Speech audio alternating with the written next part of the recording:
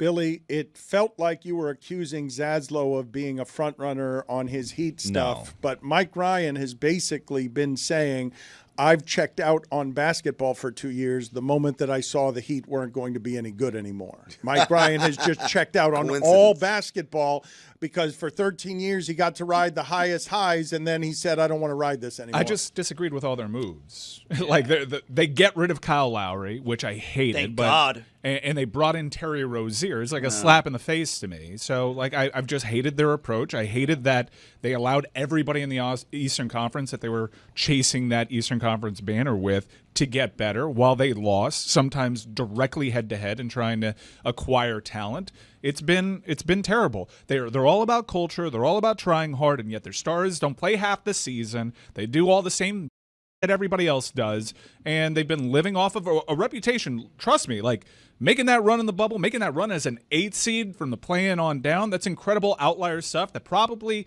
worked against the best interests of a franchise that wasn't that good to begin with.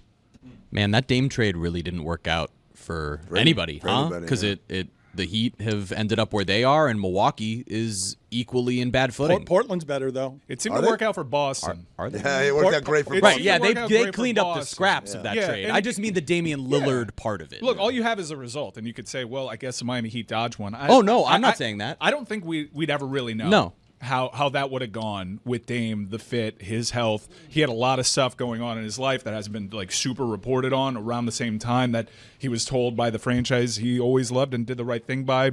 We're not going to actually send you to the place that you want to go. We're going to make an example out of you and have the ringer do our bidding for us. It's just a shame, like, for him, for the Heat, for the Bucks, for everybody. And you look at all these teams that in the last 5 or 6 years were in the finals. You look at Phoenix, you look at Milwaukee, you look at even Denver, who's battling now. The Heat, all these teams that had these stars that you thought, oh, you can continue to build around some of those guys in their prime, let alone. And now they're all sort of floundering. Even for that matter, Golden State, the only reason they're there is because they took the star from one of the other teams, and that's the only reason they're still relevant. By the way, I'm not hating on the Ringer. I think what the Ringer did, like obviously by their pro-Celtics personalities, was a masterstroke. It's why they have a banner. They reacted to that Lillard to Heat thing so out of proportion that it was such an outsized reaction that it beat the market, it established a narrative, and it got a lot of buy-in. Hey, this team that just made it to the finals as an 8 seed, we can't let them have an actual good player. This is one of the things that has happened here on a day meant to laugh at the Miami Heat. We were defeated by the Ringer. It wasn't that long ago I was going to hang a Bill Simmons banner in here with Udonis Haslem of his face in Game 7. And Zaslow's just eaten all of your words, Mike, without rebuttal. I'm watching on television. They're saying get rid of Pat Riley. I haven't seen that on television before. That's not something in my lifetime. That's not something I have ever seen on television. Such an easy stance to take. Look, in the last 5 years that we're talking about here, only 2 teams in the entire league have been to the finals multiple times. Only two.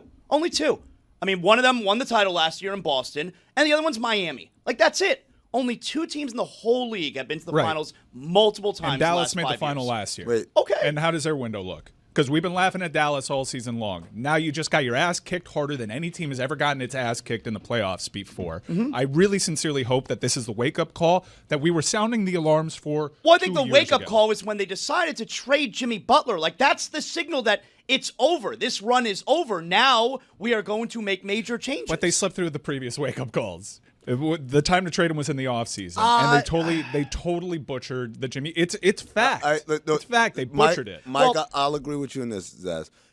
He's right in that the moment you knew you weren't going to pay him, you got to get out. I mean, there's no culture. There's no convincing that's where I him. think they screwed up. That's the misstep right there. I think there was a little bit of hubris in that spot where it's, okay, we know what happened in Minnesota. We know what happened in Chicago. Philly. Even though we've already, Philly, I mean, like, they essentially chose not to bring him back. They chose not to pay him. Right. We know the mess that he made over there. We know that he's a crazy person. But, hey, we have Heat culture here. We have enough stability. He's going to play out the remainder of his contract here because we're us and they're not, and that was where they made their mistake. There was, I think, a lot of hubris involved there, and it backfired. That, to me, is a key word, because I think their last 2 big missteps involved a lot of hubris. from Pat Riley, sending out that memo, backing up the one player you never want to back into a corner, and also their whole approach to the Damian Lillard acquisition. Tyler Hero, take it or leave it. Using us, I'm guilty of it. I was a mouthpiece for them. I played the game. I played the game way worse than the Ringer did. You believe that's what it was, as opposed to Joe Cronin Hubris? refusing to even engage? Yes, because I think the refusal to even engage was Miami's hubris in approach to it, in speaking through this show and saying, "It's Tyler Hero. What are your options? Can you get anything better?" Yeah, but I mean, how many times in the league do negotiations for a trade start like that? And then eventually you'll work your way to the real trade. That was what we talked about at the time. It's not that, hey, this is a good deal. Why isn't Portland doing it? It's you won't even engage in conversation. Your star does not want to be there anymore. We're already here. Let's work. Let's at least give me a counter, and then we'll work our way. This idea that we're not going to talk. But Mike, I don't know if that's hubris. The Jimmy Butler, hey, he's fine thing, that absolutely is hubris, which is crazy because you know who else made the same exact mistake? It was Tom Thibodeau in Minnesota, where he was just like, no, Jimmy's fine. Jimmy told them as soon as their season was over, the last season, hey, you're not going to pay me, get rid of me. And Tibbs was like, no, he's fine. Jimmy's my guy. I understand him. Just when the season starts, everything will be fine, and everything unraveled. And so for them to not learn from that mistake at all, and for them to think that, oh, no, things are different here, even though this guy has demonstrated a specific way of handling that situation. It was a huge misstep. To me, the Lillard thing is just like, it's what I was talking about earlier in the show with you, which is, yo, man, sometimes people just don't want to do a deal. So here's Pat Riley's fault. The 4 teams involved in that Lillard pursuit: Portland, Milwaukee, Boston, Miami. All the GMs got extended that were involved in that deal. Milwaukee's GM somehow got extended. Portland's GM got extended.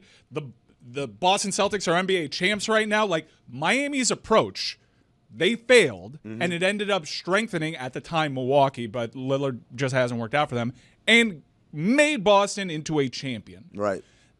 We failed, guys. We Mike, failed. The plan didn't work, and it made everybody else stronger. It was a disaster that some saw 2 years ago. And we wasted 2 years. But we just wasted 2 years with arguably the greatest head coach in NBA history. I don't think you can ever say we failed when it's trying to trade for someone.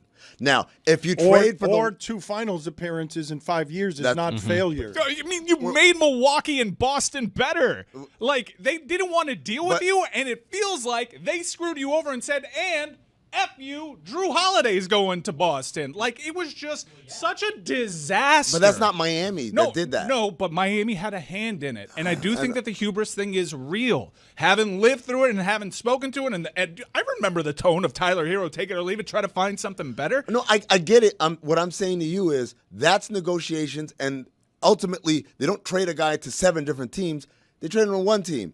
And so everyone else is inherently a quote-unquote loser, but that's not the same as making a mistake. Now, if you want to do, hey, Kyle Lowry trading Dragic and Precious Achiuwa to not only trade for Kyle Lowry, but to overpay him, that's a misstep. To say, hey, instead of just eating the Kyle Lowry contract, trading for Terry Rozier and having another year of that, those are missteps to me. And obviously the Jimmy Butler thing we just talked about. but when you say, oh, I thought you were supposed to get Kevin Durant, but you didn't, like, yeah, man, it's not a unilateral thing. Someone else is working on this. That's why I didn't invoke that, even though I have my problems with that. I'm sure, like, that's been the one that's eluded Pat his entire time down here. But yeah, Kyle Lowry, they made it to the finals in spite of that, but they've made some very bad moves here while developing some guys into big-time players and contracts that guys have had nice careers in the NBA because of the development down here in Miami, but they've made mistakes. I think that, like, the mistakes you're talking about are the real ones are marginal mistakes. Mistakes, yes, but marginal. Yeah, trying to acquire a player, not getting him is not a mistake. That's not a mistake. I don't think nuking your entire season and having Jimmy Butler hold your season hostage. That's a mistake. That's a mistake. Yeah, that's a big time mistake that we called out at every step of the way. That's a big time mistake. The Jimmy Butler thing, big time mistake, but not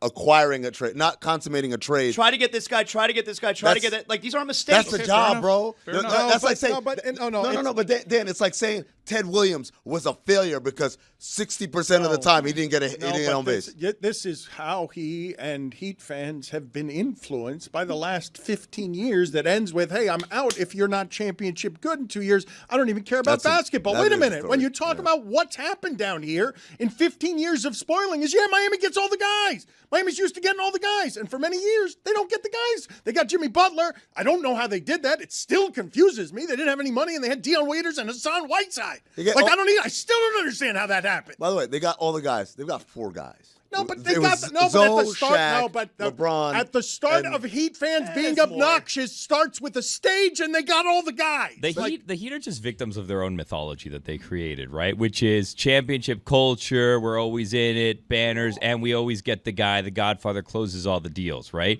And then when he doesn't close the deals, it's like, well, that's the job. You don't always get everyone that you want. It's like, but you've been telling me for 20 years now, we do get everyone that we want, and you got the big guys. Who's been telling you that you get everyone? No, they just got some good players, so now we're expecting that. Like literally in the history of their franchise, Shaq, LeBron, Hardaway was done when they got him. But when they got him, his knees were dust. Okay, everyone's like, oh, it's like saying, oh, well, they got Jimmy Butler. Like, I knew Jimmy Butler. Well, don't we say the same thing then about Shaq? Like, Shaq had 2 really good years, and that was it. I mean, if you don't think this franchise has been yanking its own crank for 10 years off of this reputation. You've been doing it down here. Like, you've been doing it down here. Whale hunting, The Godfather. They're going to get a guy. They're going to do it. Like, you're part of the people who created this culture of delusion. Ellisberg's just in the corner cranking that hog to culture. I'm one of the anchors. No. And it was No me. one's cranking and their you know hog. What? I sang a sad Pepas, and I apologized to the audience because I was being used. Wow. And it took the hubris that they approached that Damian Lillard thing and the failure of that for me to realize this is a systemic issue. You shouldn't apologize, Mike. You were a victim there. Okay, so what's victim blaming? So what's going to happen, though? Okay, what's going to happen? Maybe it even takes a couple of years. Couple years till they're good again. How many years have left?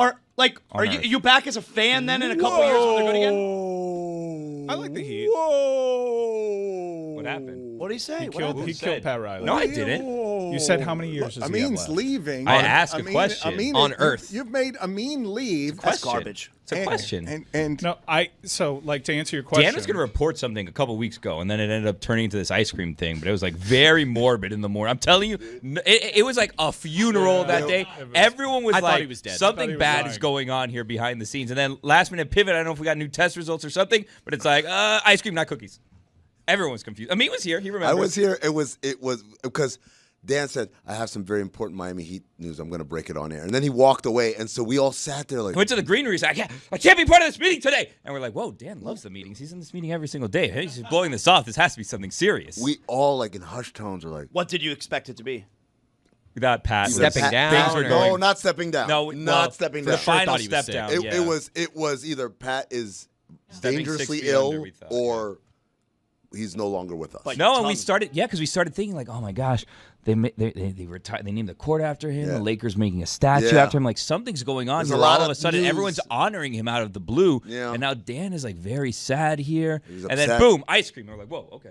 it's on the television. Get Pat Riley out. And I want to object to only one thing that was said in the last, 10 minutes, which is that Zaslow, again, is saying what the Heat are guilty of and what the hubris is. And he said that already on the starting lineup this morning with Frank Isola and Brian Scalabrine. Said the same thing word for word. Like the words were the same. So I'm supposed to assume that your entire audience is the same as the audience from starting lineup. I just don't want your recycled. We're hiring you for good stuff. It's my thoughts. Yeah, I mean, Billy Joel doesn't come out and play new songs at his It's concert. my opinion. Piano Man, that's what he does. Billy Joel. You want the hits. Pearl Jam does whatever it wants. I can't believe Dan listened to that interview To me this is morning. the shocking thing is that Dan's just like mainlining starting lineup. It's a good show. I'm telling you right now. It's a great show. Anytime Dan Le Batard is in his car, he listens to NBA radio. I thought it was 80s on 8. I know. I get. I hear random Amin texts. on a lot also. I get a lot of screenshot texts. Yep. And it's always in the Amin car. and Jason Jackson are getting it done on your Sunday morning. Jason Jackson. Jackson, if you're nasty. I understand Zaz coming at me for being a bad fan. I'm still a Heat fan. I just don't want to be like it's kind of triggered. garbage. Like in a couple of years, if the Heat are good again, you're going to be all in again. It's like, come on, man. Yeah, no, okay, actually- I'll be in again. I'm not watching them. You're wearing a Panthers jersey today. They're behind a paywall. What does all, that and I said mean? flatly, You abandon this team as soon as they get eliminated. I'm Sam C. Panther supporting- over here. I'm Victor supporting E. the over only here. one of our teams that is still actively playing games. No, support the team Marlins. that brought you here. Dance with the one you brought. Dance with the one that brung you. the Miami Heat acquired my least favorite player of all time, and then they put their games behind a paywall. Yeah. And I didn't feel like rewarding them by accepting the paywall with the product that You've they were had putting this out attitude there. for several years, man. Look, Yeah, because I haven't agreed with what the direction of the franchise. Like, do you want to talk about America and my feelings about that? Like, people can check out and circle back and be like, once there's a change in direction, I'm back in. Mike, I'm going to stick up for you here because one of the things that happens as you get older is you begin to realize things that we were fixated on as younger people is so dumb. And one of the biggest ones for me is the idea that, like, I'm a fan of basketball. I love basketball. Who's your favorite team? It's XYZ, the Miami Heat. Why would I chain myself? If I'm a fan of basketball, why would I chain myself to watching bad version of basketball? That's how fandom works. No, but like if I'm a fan of basketball, wouldn't it be smarter to like I want to watch the team that plays fun and good basketball? So now I'll be a Cavs fan or maybe a Thunder fan, and then in a couple of years maybe it'll be the Rockets that'll be the best I team don't in the like league. the guys. I don't like the guys. I've supported plenty of bad teams that I like. I was a Browns fan where they won Yeah. one game for But 2 that's- years, but I love Joe Thomas. I love Andrew Hawkins. Like, I don't like the guys on the team. But it's the- I don't like Bam. I don't like Tyler. I would have loved to have watched Jimmy. He was out half the games. Like, I'm sorry for cursing. I got emotional. This is why I said I was going to speak when spoken to. I'm sorry. It's just like, yeah, you come at me for being a bad fan, but I think I got your ass on America. I don't see you guys wrapping yourself in the flag like you did during the Clinton years. They did during the damn Four Nations Cup when everyone all of a sudden turned into the biggest patriot ever. Yes, I couldn't believe what happened to my country, my people. Just everyone was swayed by patriotism in the middle of the year for a hockey tournament. A made-up hockey tournament.